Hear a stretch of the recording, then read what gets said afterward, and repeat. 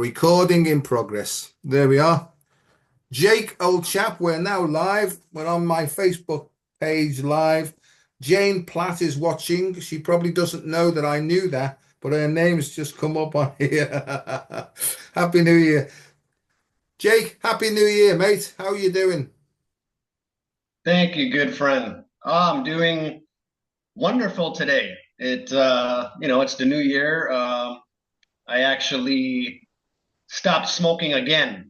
That's been one of my vices. I've gotten better at it though. I just tell myself I don't smoke anymore and I stop. And yeah, we can go into other things at some point. The coping mechanisms, all that kind of stuff, if we get into anything like that.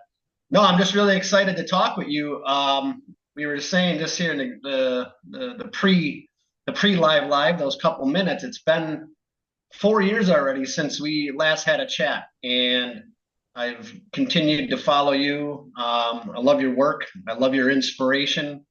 I love that you live from your heart. We connected way back, and that was something very important to me in my life at that time, and much has happened since. And I put in here that I ended up writing a book in the process, and the whole writing, journaling, routines, those things were all really big for me then. I never imagined I would become an author, but it's been the byproduct of the waking up.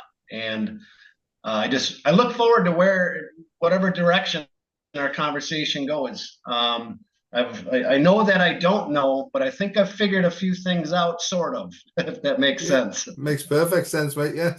I really, when people ask me, what's your plan? Which direction are you headed in and all that? And I really don't know, and they tell me about all the stuff that's going on in the world, in America and in Israel and all this sort of stuff. And to be honest with you, it doesn't bother me because I've actually got no power to change it whatsoever. So I just basically live one day at a time, open my heart up, almost listen to what my heart's trying to tell me, and then take action on that. Then one of the things that I don't do anymore is I have no expectations, Jake. I just wake up the next day, open my heart up, and say basically to my heart or my soul, what do you want me to do today? And I'll get a feeling then. Just go out, son, and enjoy yourself. Now, tomorrow, it might be, okay, you had a nice day yesterday. You've got work to do today. So that's basically how I live my life now, trusting this deeper inner part of me. And you mentioned in your sort of prologue, that you sent to me, about returning to blissful innocence, really. What's that mean Yeah, to the you? bliss bubble. Yeah, bliss bubble. What do you mean returning to it? Were you not in that forever, or have you gone through a bit of stuff like most of us? Yeah, like I think of probably all of us.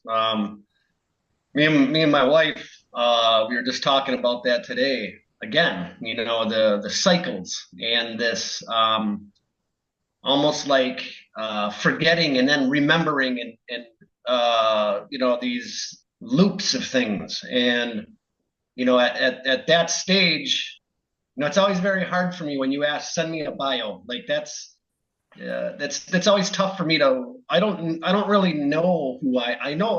How do I say this? I don't know what I should write about me. I don't know what is impactful upon someone else because like you, I'm living day to day and following guidance. Tuning in and the returning to blissful innocence at that stage of my life. Some people still think I'm nuts. I still, I made some very dramatic decisions at that point.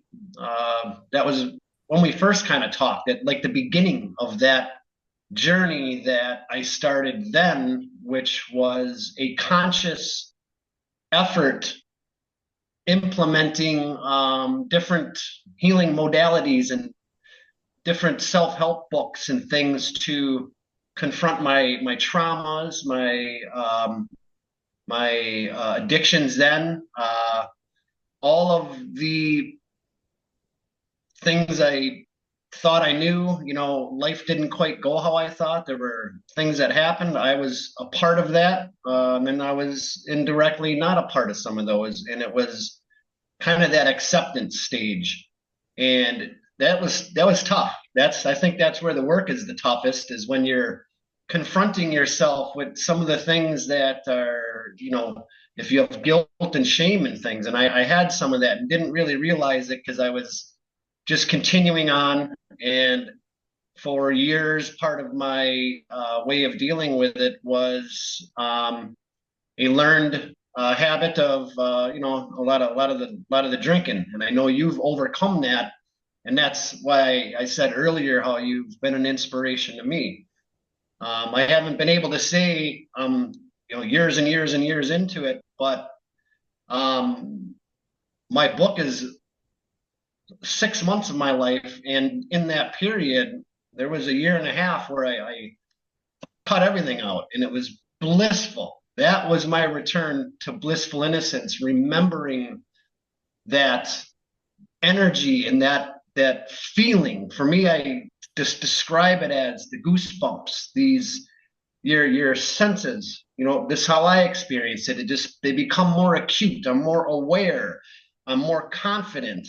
There isn't this dark cloud kind of following me around. Sometimes it'll show up and I'll look at it and I'll go, "Oh my God, there you are!" But it's different. There's this blissful. I call it the bliss bubble I was living in, and I've gone back and forth because I think I can, and then I realize this isn't good, and then I stop that. So it's. But I really admire people that are able to sustain that, because a lot of the world does drink. So it's like a strange reality then when you're not. But the returning to the blissful innocence was many things for me. Learning what narcissism was and realizing I had some of those traits, and to try to confront that, because that was tough to realize. Wow, I was kind of doing some things that I didn't intentionally mean to be doing, but I was. And oh my God, I was siphoning from people. And so it was really tough to kind of see that, but they weren't as bad as I thought. And so it was kind of this cycle. And I think I took care of many things at that time. And I've been able to sustain that. And then along the way, this healing process, that it's continual. You'll loop through something, and then maybe it might be something you already did, but you'll see something new in that, and you'll be able to clear a little bit more. And a mantra I've been living by is clear the fear and free the dream. And that's really helped me in many ways, and a lot of journaling, and which turned into writing a book because of the things and the synchronicities. And I'm in that stage of my life, this blissful innocence, and following my heart 100%. As tough as some of those decisions may have appeared to look by some of my family and friends, wondering, because I left my work and the house, all these things. And I think, when I look back, I wonder what were you thinking, but I can't remember exactly what everything was like at that point. So it's kind of futile to try to compare what do you think you're thinking now compared to what it was like then. And I'll never change anything. Along the way, I've found a beautiful woman and gotten married. I've traveled the world, and it's been beyond my imagination, and it's been filled with joy and struggle, and everything in between there. Brilliant, mate. I couldn't have put it clearer myself, to be honest with you. More or less follows what's happening to me and what continues to happen. My feeling is that we don't completely overcome while we're still on the earth. Somebody said to me once, the ego dies half an hour after we do. Right. Hmm. And they also said that we've all got feet of clay. And what that means to me is the human aspect of us is always trying to sort of wangle out of things that it needs to do. That was the tricky bit, the ducking and diving and the dodging and weaving. basically trying to get out what it needs to do in order to clear the wreckage of the past. There's a word that you use there, narcissist, right? That everybody seems to be talking about the narcissist empath dynamic, you know.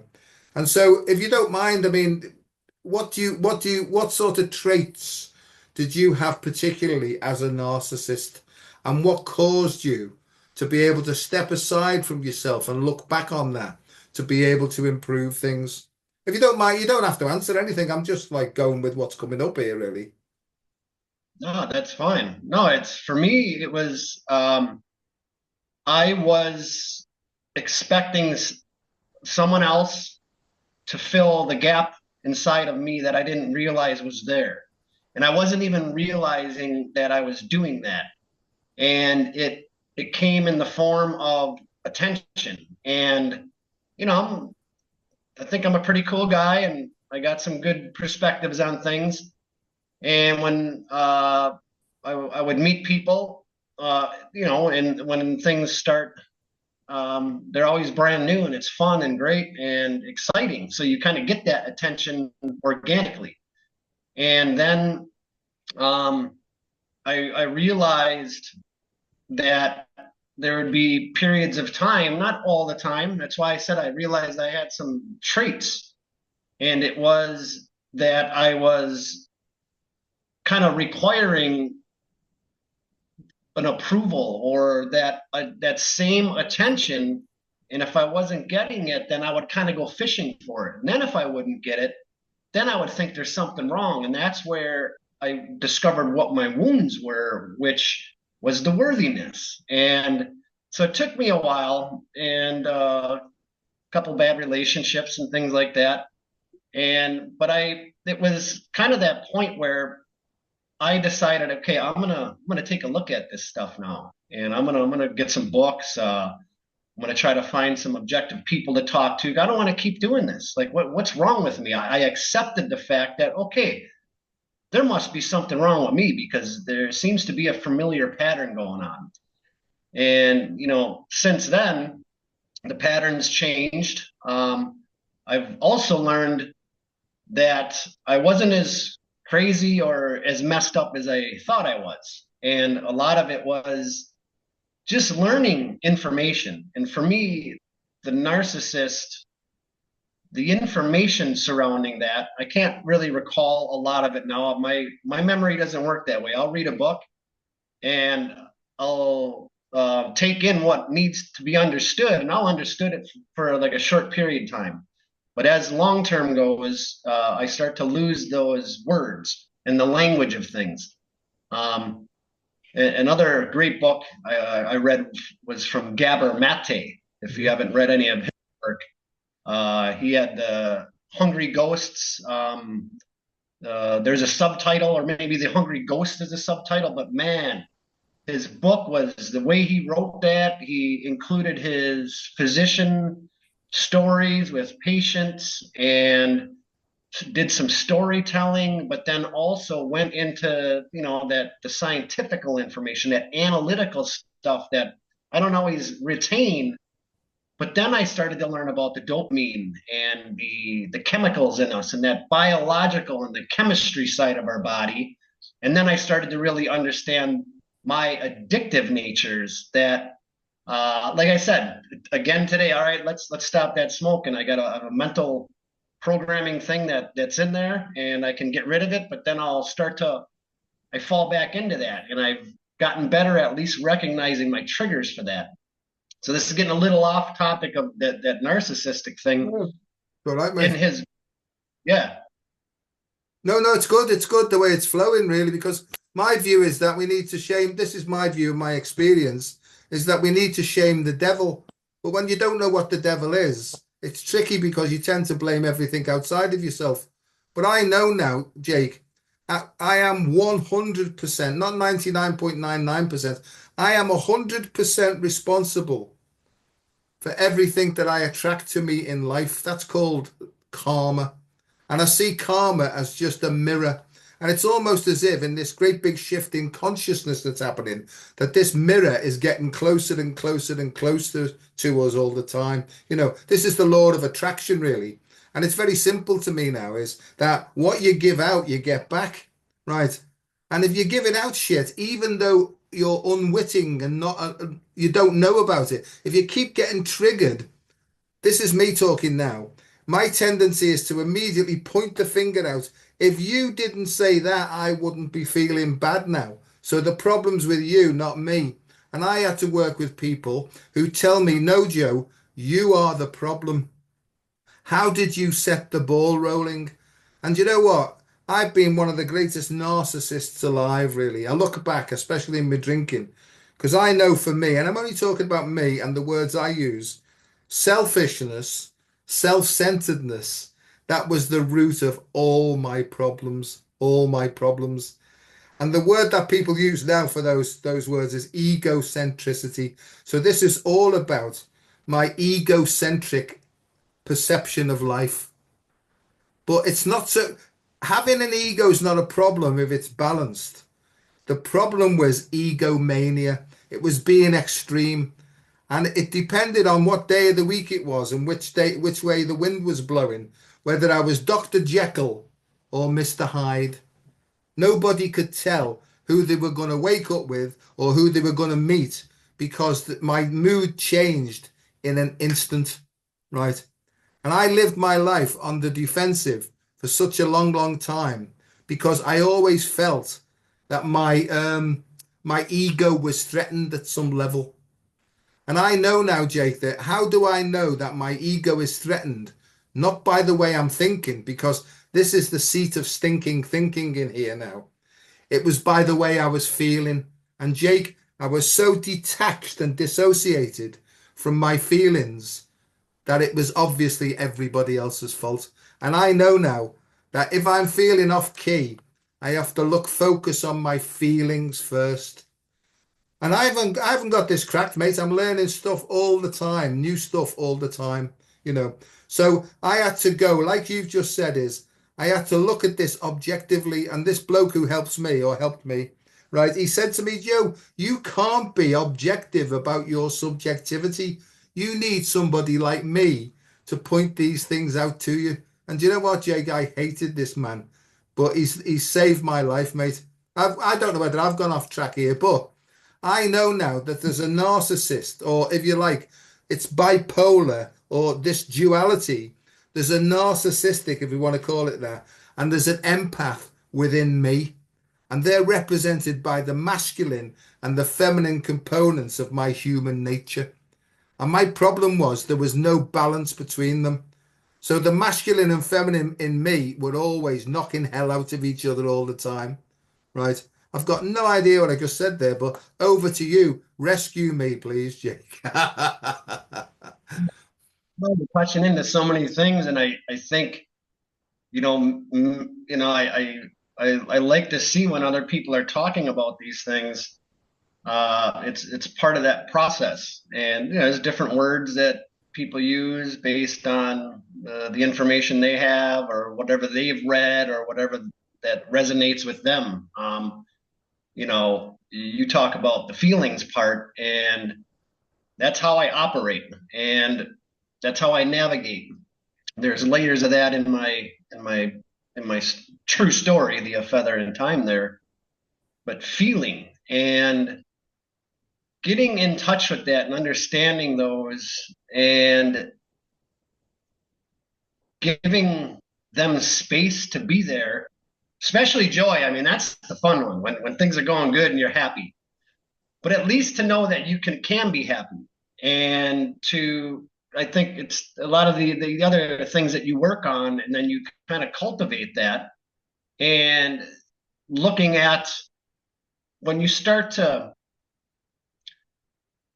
somewhat understand yourself, I like one of the points you brought up with talking to someone. And that's been tough for me in my life, but I learned how to find a trusted brother, for me, a male figure, because my upbringing consisted of both my parents being remarried 3 times. So there was a lot of father and mother figures coming and going and stuff. So I realized that a father figure to me might be a different idea than someone who's maybe had their biological mother and father there their whole life. My father's already passed away on top of that. So it was difficult for me to find like a man to trust to talk to about guy stuff, and just shoot the shit, lay it out there, and get some objectivity, but then also feedback when it's needed. Like, hey, bro, can you help me? What am I not seeing here? Here's the situation. It's X, Y, and Z, and this is how I'm responding to this. What do you think? Like someone to just bounce things off of to get another view on it really helped me. And it was really hard because, as you mentioned, something you struggled with or realized and then overcame it was I never would ever think I'm wrong. So when I could accept the fact that, Jake, all right, you don't always see things how maybe someone else is going to see that. And it kind of ties back in with the feeling, the emotional part of it. I mentioned the goosebumps and the guidance. In my book, I talk about a shaman who's like a guide for me, like a native looking man with feathers and stuff, and he was there like very prominent in my life. And at that stage, 4 or 5 years ago, I really got into the Native American culture because I grew up in the U.S. and in Wisconsin, the state I'm spent most of my life in. There were tribes everywhere, but I didn't really know about it. And I had this natural tendency, like for drumming. Like I loved drums. I loved just the beats. Like, wow, man, I want to get some of that tribal music, they would call it when I was younger. And I moving away from the mainstream, kind of all that music and many things. I woke up to so much stuff in a short period of time. And I brought up the shamanism because of the shaman, the guide, the feeling, and I was able to equate it to what some would describe as like the Holy Spirit coming and like showing you, talking to me, not in English words, because it's energy that's out here. It's not English words floating around, because I found it really interesting when it's no secret in my book that I do get to Switzerland, because that's the story. It's about how I got there during the lockdowns. But when I finally got there, I had another, not like the first day or anything, but after, I get to be with Priska and all these beautiful moments in life. And then I'm realizing I'm in Switzerland now, man. And they speak Swiss German and German.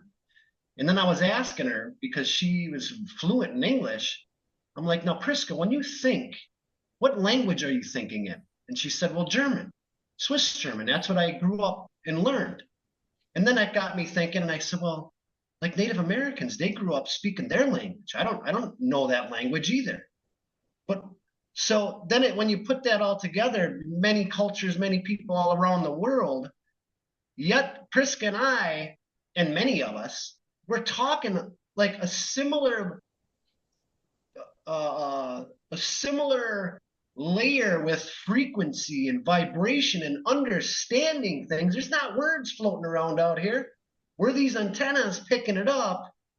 And I believe that is what brought us together, was this telepathic kind of communication that I don't know how to explain these kinds of things, but I'm pretty sure you understand what I'm trying to get at here, if I'm making any sense at all. But it's like the feeling of these things, like, oh my God, it's not just what the TV says or the school taught me, because I've learned more about different cultures and histories in life since I went to school.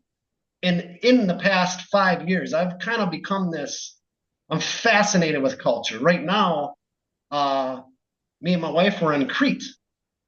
It's part of Greece and the Mediterranean. Like, I never ever would have thought I'd be living on this island right now. And I read the Odyssey when I was young. And so, like, wow. And then I'm kind of picking up a little bit of Greek and Arabic. There's many Syrian people here, Jordanian, Lebanese, a whole region of the world that growing up as a U.S. citizen, they pump it down your head that, all these people are terrorists in this area. And it's like, I'm realizing, I know that that's not true, but it's just very interesting. Like, wow, I'm picking up on a little bit of Arabic and stuff. So I guess the theme of this little section of all these words I'm talking here is about the energy of it. It's not words out here, and we're interpreting it based on our upbringing or our culture, wherever we're coming from.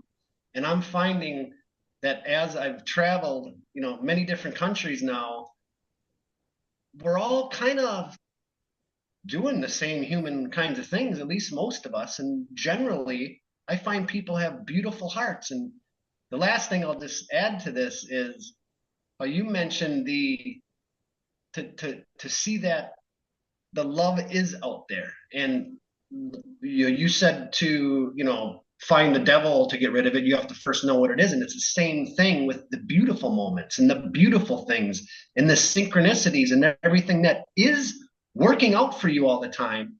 But it's to kind of get into, the return to bliss bubble again, finding that energetic space to be in that. And then you're moving along with that. And if something doesn't seem right, point, you just kind of, you're like protected. And it's like, wow. So now it's time for Joe to hop in here. These topics, how do we get into all these different things, the detoxing, taking care of your body so you can tune in, and the sound vibrations, the frequency music, all this stuff I never really knew about. And those were all those things that I started to learn about. And that was my waking up. That was my returning to that blissful innocence of, like that child, I found myself having tears of joy, 100% sober, singing songs to this woman that I'm on my way to. I never would have thought that would have been the case. Marvelous, mate, marvelous. And I can see the way I work now is I just feel people's energies, and I almost get intuitively, I can almost sense where they're up to and whether I want to work with them or not. So something is guiding me to just be more truthful about how I feel about the energies of people. And the eyes, I know, are the windows of the soul. And I look at your eyes now, and you've just got light and enthusiasm shining as you're telling your story, mate.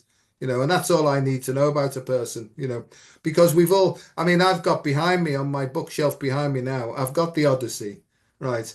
And I was Mhm. fascinated by it, right? And also something called Tanglewood Tales, which spent a lot of time. This is as a child, about 7 or 8 years of age. When did you read the Odyssey? I think somebody gave it to me as it must have been it will be in my secondary school sometime. So it must have been part of my education at the time because we did the Odyssey and we also did so it was Latin. We were studying Latin and it came up Ah, in the Latin. So I'm like you that I know now that I can pick up energy. I don't need to be talking in the same language as a person. And don't get me wrong, mate. Sometimes I get it wrong, right? Because I'm still learning myself, you know. And that thing about never being wrong, that was me. Now I know that there's some people listening to this broadcast who probably think I haven't changed at all. But you know what? I don't care what they think. No, I know, Jake, honestly, I know that there's always something new to learn every day. But it's not really a case of learning and taking on board more stuff. It's actually learning of what to let go of. And I think that the more we realize that the obstructions are just simply misalignments right? Or memories that don't work any longer. See, you said, I believe that the feeling, this blissful innocence feeling that some of us can get into, I think that's beyond words. Because I think Hmm. when you try to describe it to somebody, what tends to happen is they'll go off into their interpretation of what you're saying, and it may be wrong, you see. So I understand perfectly, And I also think if you look at the work that's done, energetic work that's done with talking to water, for example, and how the words that you use and the tones and the frequency and the vibration, it actually changes the morphic resonance. This is posh words coming up now, but I'm just going to speak as it's coming out. So, On that with the different shapes that are made when you put different tones on. And so that, like, when I see these things, I'm like, oh my God, I intuitively knew, okay, start detoxing, get rid of that alcohol, get more water in you clean water, get some supplements in you, start changing your diet.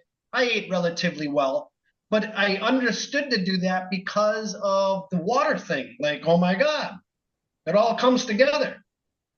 yeah, and that's it, mate. And I think the way the world's set up, it's set up in what's called nefariously, and it's tried to keep us away from our inner sense, not innocence, but it is inner sense, which is innocence. And I think that that's the perception of a child. Like the king is in his all together. The child sees things exactly as they are until basically they're clobbered by society and told what to think, how to think, So they're the programs, and I think that when we talk like this, it helps us to jettison or deprogram all the shit that's keeping us from seeing who we truly are, or feeling, actually, feeling who we truly are at depth.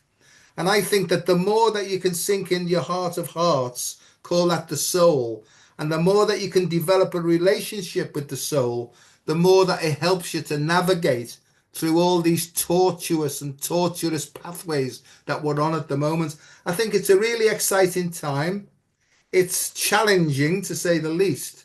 But I think if you sit in your heart of hearts, there's almost like if you pay attention to what it's saying, then you've got a much better chance of getting through this, right, with a bit of joy, because sometimes, I mean, I'm still prone when I get tired to sink in the depths of depression.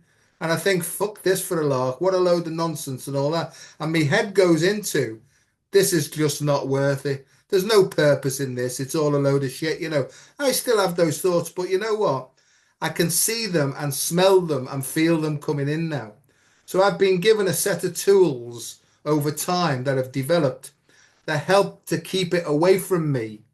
And also, you mentioned as well to just sit with it and not interfere and almost allow the feeling to dissolve, right? And then move forward then when I feel better. I have a tendency to be to push myself on all the time, really, and I enjoy challenges, but sometimes I grit my teeth and get on with stuff when really I should be stepping back and just giving myself a rest. I like phrases like, if you're depressed, you need deep rest, right? And I think I like that, you know. So sometimes depression is because of exhaustion and physical tiredness. But if you've been a Yeah. person that's pushed themselves on all the time just to get work out of the way so it will give you some space, you never get any space, mate, because once you've cleared something out of the way, some other shit fills the fucking gap. Excuse my French, right? And you just carry on with that. So that's what I've learned now. I've learned to be a bit more self-caring with myself, but I can still feel the old habits creeping in. Over to you, old chap. What do you think about that? This is good, this. I'm enjoying this. Yeah. Well, I'm glad you're enjoying it.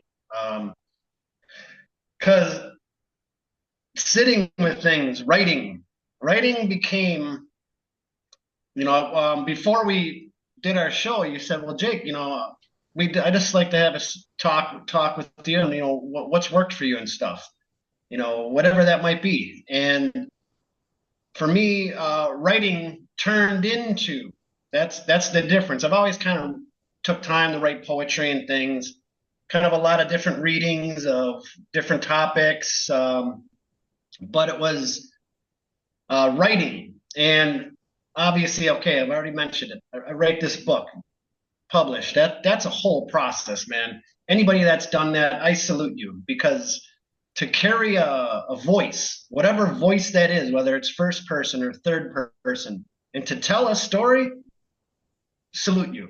Whoever has done that understands what that feels like, because there's times I read what's written there and I go, oh my God, because I was tapped in. I became that instrument. So now it's beneficial for that, because the gifts that I received through 100% trust and surrender, and when I made some of these choices that look like you lost your mind, but at that same yeah, but at that same time, Facebook lives, that was something I started doing way back, and it was kind of new, and I didn't know that because that was guidance saying, Jake, do these. And I'm like, well, who am I and what am I going to say? It taught me to hear myself. It taught me to look at myself. It taught me to be able to articulate something of some kind of meaning. And I found that to be helpful. So these steps of things, and then I started to learn and to see others out there that weren't so much different than me, because you're aware how many people, waking up, this thing happening all globally now in exponential forms right now is amazing. And now back to this time, trying to tie this all together back into the writing, because then it turned into something like muscle memory, where because I want to write more books. I have started some others. I want to just keep doing that. I found passion in that, to share my experiences through my perspective, and I think some people will enjoy it. And culture, languages, interacting. It is always good when you can speak the same language, but when you can't, body, motion, expressions, all of these things that we use to speak without words all come into play. So writing daily became this routine of mine, where it no longer was always, oh, I feel sad today or I feel happy today because of this and that. I'm seeing, I'm feeling, I'm picking up, I'm getting better at describing, I'm learning new adjectives. Now I'm creating little scenes in a couple paragraphs. And then I realized, oh my God, I've been wanting to be able to do that, because our beautiful, amazing friend Shanine, she was taking a look at my book before it was published, and she I love her, man. She's straight. She's like, Jake, you got a little bit of wonderful, wasteful narration. I'm like, oh, that's perfect, because it's feedback. So I used writing it now became where I'm monitoring myself in a weird way. And there's this really deep, energetic frequency coming from somewhere, and I can feel it in my limbs. Some people, that's their work. They're holistic. They work with, their terminology. I can't think of the words right now for it, but oh my God, is it the Schumann resonance or whatever? I never used to know what that was. Is it a solar flash? Oh my God, I don't know. So my writing then started to investigate into these other things. Something's going on, because I could feel it, because the past week I've done kind of a similar routine. I eat a similar diet. I take my supplements. But wait a minute. One day I know, it's like I understand everything. And then there's a day I wake up and, oh my God, how do I use this toothbrush? It's like this pressure. And been wanting, like, I got to figure this out. What am I doing? Is it something I'm doing? Or is it something that's happening out there? And so writing has now not only benefited me to untangle things and to kind of come to terms, acceptance, it's ongoing. But now I've been able to kind of branch off and learn about other things, and to realize, because I can feel it. I physically, emotionally, spiritually, is there something going on? What is this thing? What is this today? And I love when the spikes, I've correlated now that usually when there's some big solar flares coming in, um, what happens for me is I get super crystal clear. I get massive downloads and all these different ideas. Because again, writing a book means you follow through with something. But I have 100 different things that'll come in, and oh my God, this creative energy explosion happens. I've talked to other people that when the big solar flares come in, they get constricted. So to me, I find it interesting, like, oh wow. But now the conversation's turned into some of these things that are happening that I can't necessarily explain, but now I'm learning about these other parts in life. Brilliant, mate. Brilliant. I think it's all about expansion and contraction, not at the same time. I think it works with the right brain is an expansion, the left brain is the contraction. And I think what's happened before is, in my view, and this is how I see things, there's been a separation, right? So there's never been a communication between the two of them, or very small. But I think more and more now, if you like, like the infinite symbol, that eight on its side, I think that the Yeah. more we get out of the way and surrender, and just like the process and this flow, this cleansing flow, it's almost as if the flow gets better and the left and the right hemispheres, right, start to cooperate with one another. And I think that that's what this um, sacred union is all about, this reunification or this sacred marriage. But I think it's got to be moderated or mollified or mediated by an open and flowing heart. I think that's what happens, because my whole life was gut, head, head, gut, right? My heart was closed for various reasons. But once I realized this, it's the language of the heart, which has got no words, it's just got feelings. The language of the heart is to open up and become totally and utterly vulnerable to anything that appears next, right? And it's almost as if, as the gates of your heart opens, the soul attracts to it what it needs to experience next. But I think if you go digging and if you look at something and think, oh, I don't like that, what happens is we try and get out of the way and avoid what we have to do there and then. And so it comes back in a loop. So eventually we've got to face it. So it's really about facing ourselves, really. This is just my view of explaining it, and that might change tomorrow when some new information comes in. Because unlike some people think, I don't know everything. I'm learning myself. Most of the time, I've got no idea what's going on whatsoever. But I do have a trust in that I'll be shown exactly what needs to be done. And to me, it's an exact sequence. It's very, very scientific. In fact, to me, it's quantum mechanics and quantum science. Is that if I just get out of the way and allow the next information bubble to emerge, not to come down from here, but to come up from here. It's almost as if, and I say this a lot, is, Joe, turn left. But my head will be screaming, no, no, go right, because if you turn left, it'll take too long, and you might this, that, and the other, and you might see that person you don't want to. And the heart says, Joe, effing well turn left, will you? Right.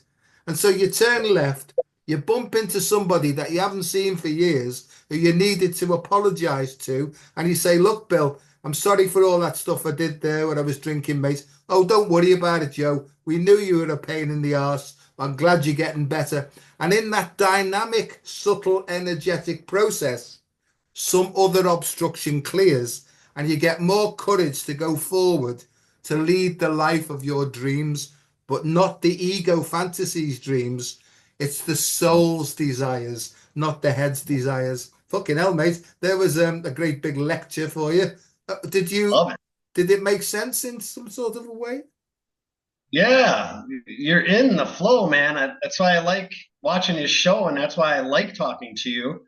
It seems like yesterday, even though it's been 4 years, but I forget how fun it is that we're kind of just sitting here bouncing stuff off of each other, saying it in our perspective of things. But I love getting into these kinds of topics, and that's synchronicity. When, like you said, this what is that? Turn left, turn left.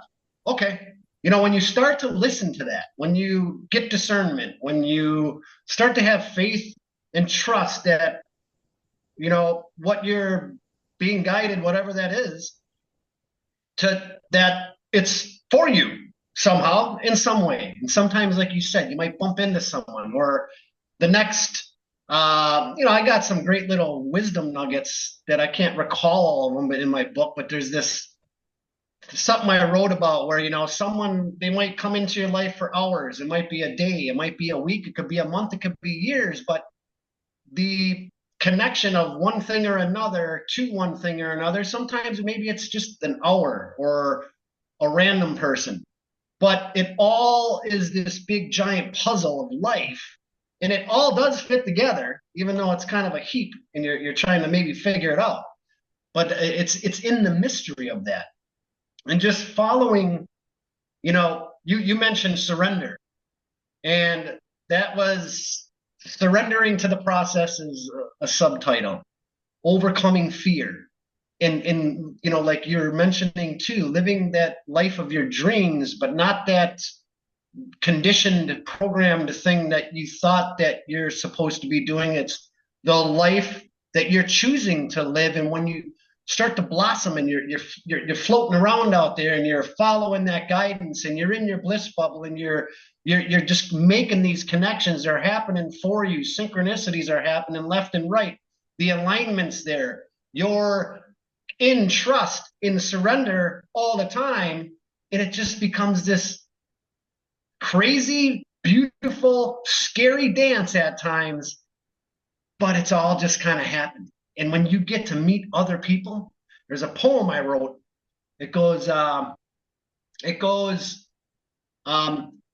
okay, whether you travel here or travel there, whether it's with this one or that one, many may not see you, many may not hear you, and certainly many may not understand you. But when you come across those that do, you share joy as the warrior of light's passing through.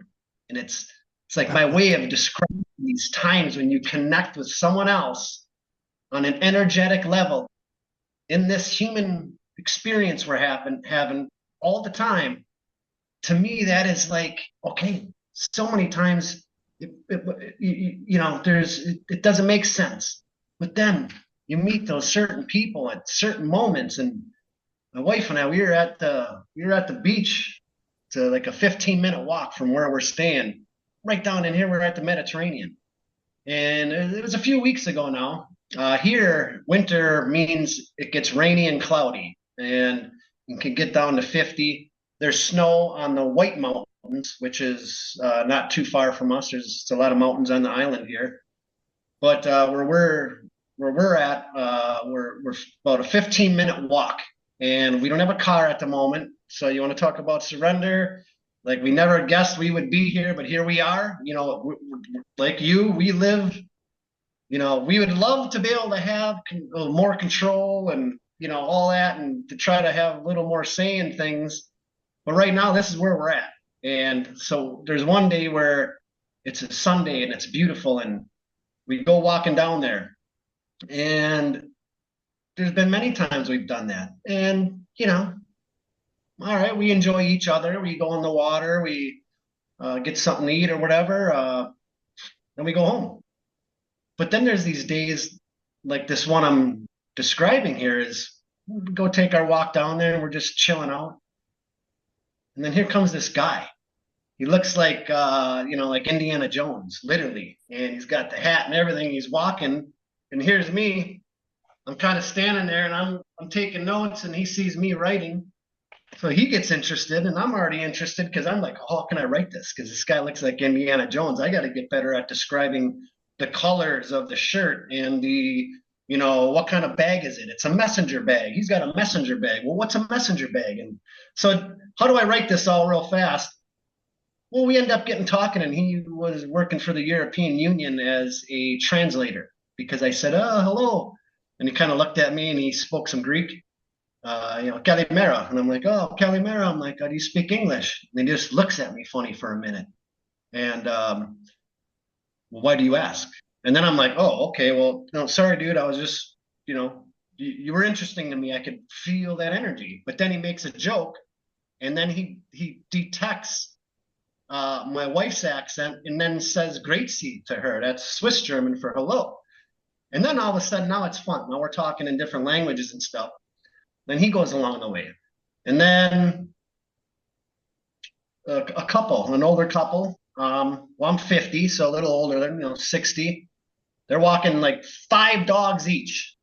So, well, that's interesting. I want to write about that too. Holy cow, look at this. There's 2 people they got 10 dogs.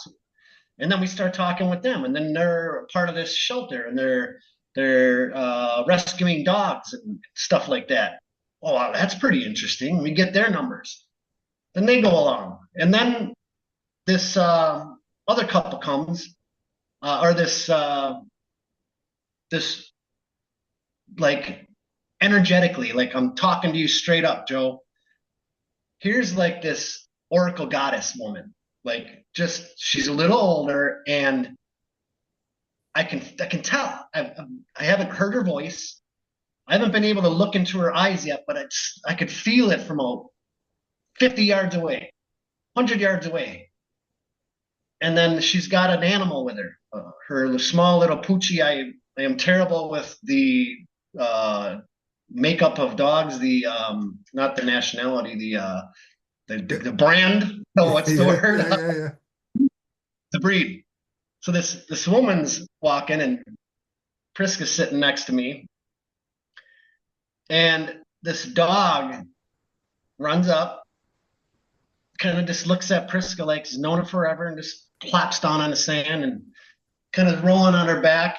It was a medium-sized dog. I know that much. Like a small snout. And then this woman slowly just comes up, and she looks at us, and she's got these beautiful blue eyes. And she goes, well, that's interesting. My dog doesn't like anybody. And that launched into this whole empathic conversation.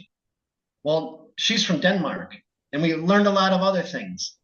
And now her and my wife are friends. Now, I brought all this up because some days we go to that beach, and when it's not tourist season. Right now it's not tourist season. When it's tourist season, there's hundreds of people everywhere. But this time of the year, there's sometimes no one. So there's some days we go there and it's just us. We're fine with that. But then there's days like that, because each of those people now we've all made contacts with, and in one way or another, one has interconnected with another. But it was this like 1 hour window in one particular day where all of a sudden all happened. And it's like, I guess, to try to make a point out of this is, when you're, like you said, turn left, it's like, that was a day, go to the beach. Okay. And we just never look. I don't hardly ever know, but there's times when I do know. Yeah, And then yeah. I just kind of listen. And then it all comes together for some unknown reason, but makes sense when you look back. And that's like when you live in that presence like that, it's amazing. But for me, I've experienced it can be scary sometimes, because like I said, we're kind of just here. We have the ideas we want to do, which are starting to take shape. We've part of transformations, the learning different things. We've kind of touched on things that I've heard people talk about. And another thing that my wife's become like this ninja with the Bitcoin and the crypto stuff.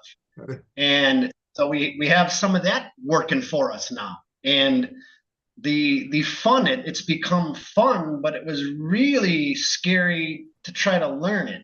She's put a lot more time into it to me, and like getting a wallet and all this stuff. Like it can benefit you, but you got to put some time into it and learn a little bit about it. Yeah.